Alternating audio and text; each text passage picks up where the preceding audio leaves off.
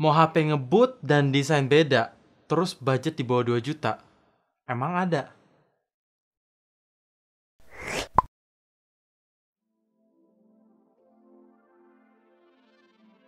So guys, welcome back to Up to Date Alien Channel. Nama gue Greg, jadi gue udah pakai HP ini selama 1 minggu full. Ya, untuk HP pertama di tahun 2021 dari Realme, ini merupakan awal yang bagus karena punya performa dan harga yang matching. Tapi pertanyaannya, apakah HP ini harus dibeli? Well, jawabannya ada di akhir video, jadi langsung aja tanpa basa-basi lagi, let's check it out. Bahan material di HP ini tentu menggunakan polikarbonat, tapi satu yang menarik perhatian gue ada di finishing design. Jadi ada dua texture, di bagian atas polos, berasa halus kalau kita raba-raba, dan di bagian bawahnya itu ada diagonal stripe design yang berasa ada texture sedikit. Jadi untuk HP di segmen entry level dari Realme, ini sesuatu yang baru, fresh, dan gak monoton. Nice! Oh ya, untuk feelsnya menurut gue ini solid. Gak berasa murahan, pokoknya udah bagus walaupun pas pertama kali gue pegang HP ini tuh berasa tebal dan berat. Tapi wajar karena kapasitas baterainya yang emang besar. Desain layar HP ini memang masih kurang kekinian karena belum menggunakan punch hole notch. Masih menggunakan mini drop display seperti biasanya Realme. Tapi layarnya masih cukup imersif kok, secara punya screen to body ratio sebesar 88,7%. Lanjut, gue akan bahas kualitas layarnya. HP ini punya resolusi HD Plus yang cukup oke, cukup tajam untuk penggunaan setiap hari. Panel IPS LCD-nya punya viewing angle yang bagus, warna yang bagus, dan satu hal yang gue notice, kalau brightness HP ini tuh terang banget untuk ukuran HP entry level. Peak-nya bisa hit sampai 570 nits dalam kondisi sunlight mode. Jadi ketika kalian mau gunain HP ini di kondisi outdoor yang terik mataharinya terang banget, ya isi konten layar masih kelihatan kok. Oh ya, untuk proteksi, sudah ada Corning Gorilla Glass 3 plus dapat free screen protector bawaan. HP ini tuh punya julukan The Most Powerful Entry Level Gaming Smartphone. Pas pertama kali denger tagline tersebut, jujur gua ragu. Sampai pas tahu chipset yang dipakai adalah Helio G85, ya jadi ngerti sih karena Antutunya bisa hit di angka 205 ribuan yang sangat tinggi untuk HP kelas entry level. Ya gua ngerti. Suatu chipset itu tidak bisa dinilai dari angka Antutu score, harus diuji coba beneran kayak main game-game berat. Jadi sebelum gue bahas performance in real life-nya, gue akan menjawab pertanyaan yang mungkin kalian tanya. Apakah Helio G85 di HP ini dapat penurunan atau di downgrade? Jawabannya enggak sama sekali. Jadi gue tes game PUBG, bisa dapat settingan grafik di balance dengan opsi frame rate tertinggi mentok di ultra, yang konsistensi FPS-nya seperti Helio G85 yang gue kenal. Tidak banyak frame drop, lancar banget, suhu aman yaitu mentok di 43 derajat, dan HP ini memang ada gyro, cuman gyronya itu sedikit delay walaupun masih reliable. Game kedua, ini game yang paling banyak kalian request, yaitu Genshin Impact. Settingan default dapat di lowest plus 30 FPS. Tapi selama gue main di settingan default, so far happy-happy aja sih, bisa berjalan dengan baik. Walaupun frame drop sesekali berasa ketika ganti angle kamera, loncat, dan terbang. Tapi sisanya bisa berjalan dengan baik. Terus gue iseng dong, pindahin settingannya ke high, ya bisa dapat surprisingly. Tapi karena ini game yang berat, jadi frame drop signifikan lebih berasa. Intinya kalau kalian mau main game Genshin Impact, saran gue main di settingan default aja. Lowest plus 30 FPS udah lebih dari cukup. Yang penting kan bisa dimainin dengan aman. Kapasitas baterai di HP ini membawa 6000 mAh yang emang besar. Tapi pertanyaannya, apakah awet? Apa jangan-jangan cuma besar doang? Well, setelah gue ngetesin dengan pemakaian yang sangat intens, kayak main game Genshin Impact, PUBG, nonton YouTube, dan scrolling Instagram menggunakan full cellular data nonstop, hasilnya gue surprise. Bisa nyentuh di angka 12 jam 51 menit untuk screen on time, dan standby-nya bisa nyentuh 22 jam 50 menit dalam sekali ngecharge. Kesimpulannya memang, HP ini punya kapasitas baterai yang awet sesuai dengan 6000 mAh-nya lah ya. Baterai besar tanpa fitur fast charging sih ya sama aja bohong, tapi untungnya Realme masih kasih teknologi 18 volt fast charging yang masih cukup reliable. Dan satu hal yang tidak gue duga, yaitu brick fast chargingnya itu sudah di-include di dalam box pembelian, sehingga tidak terkesan nanggung gitu. Nice!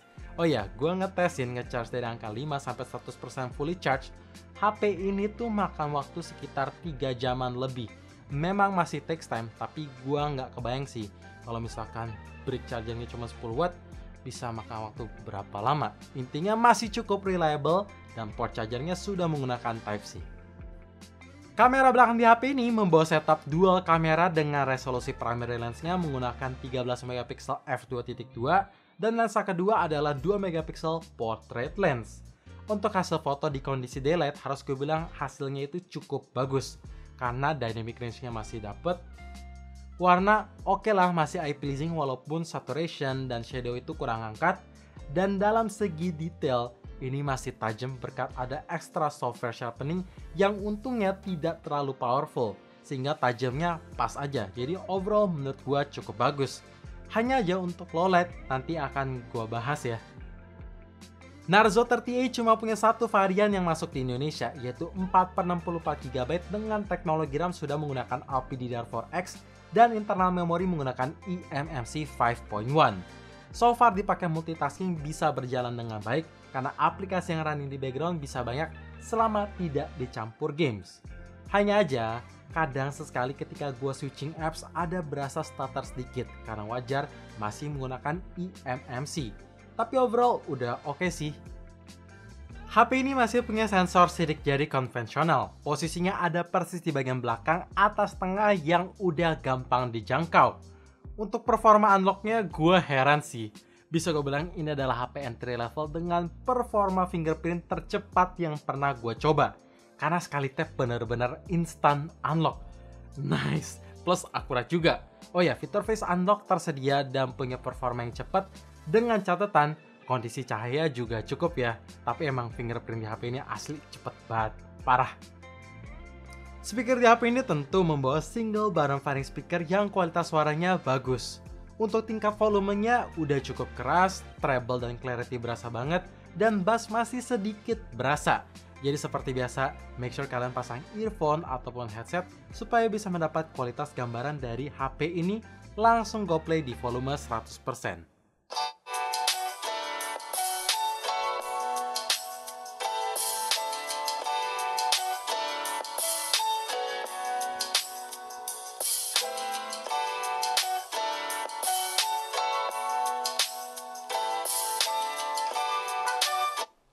Ya, begitu.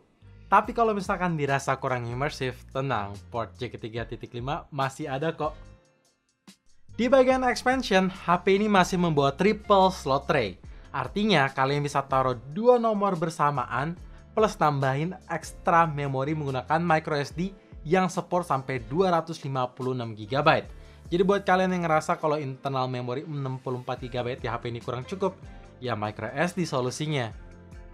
Software HP ini run di Android 10 dengan tampilan antarmuka tentu menggunakan Realme UI 1.0 yang sama-sama kita tahu user interface yang satu ini punya tampilan yang clean, easy to use, easy to customizable, pokoknya banyak fiturnya juga.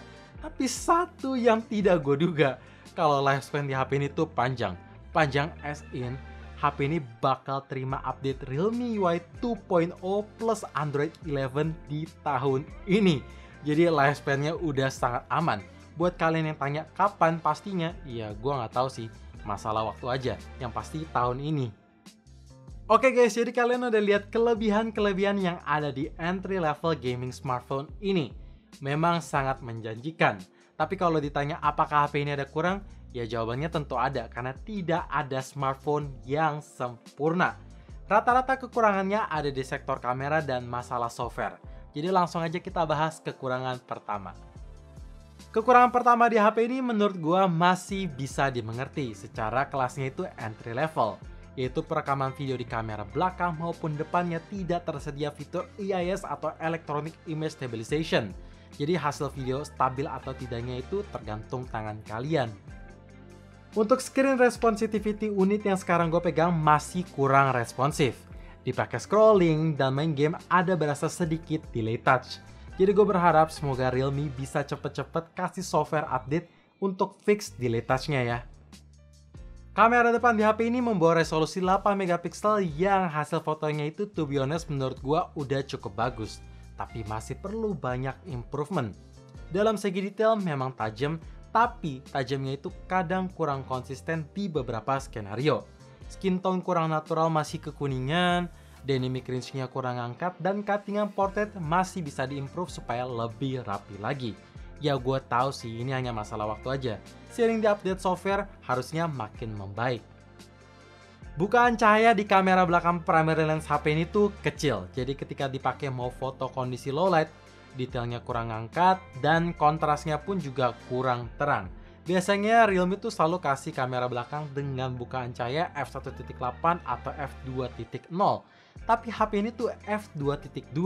Ya gue tahu sih ada fitur night mode yang emang gue nggak nyangka bisa hadir. Tapi tetap night mode-nya itu tidak seperti biasanya Realme yang gue kenal. Detailnya kurang, dalam segi kontras juga kurang ngangkat. Jadi lagi-lagi yang ini please di fix lewat software update mendatang. Apalagi Realme biasanya kan cepet kasih software update begitu ada feedback dari user mereka. So guys, itu dia video full review 1 minggu bersama Realme Narzo 30A. Jadi balik lagi ke pertanyaan awal, apakah HP ini layak dibeli?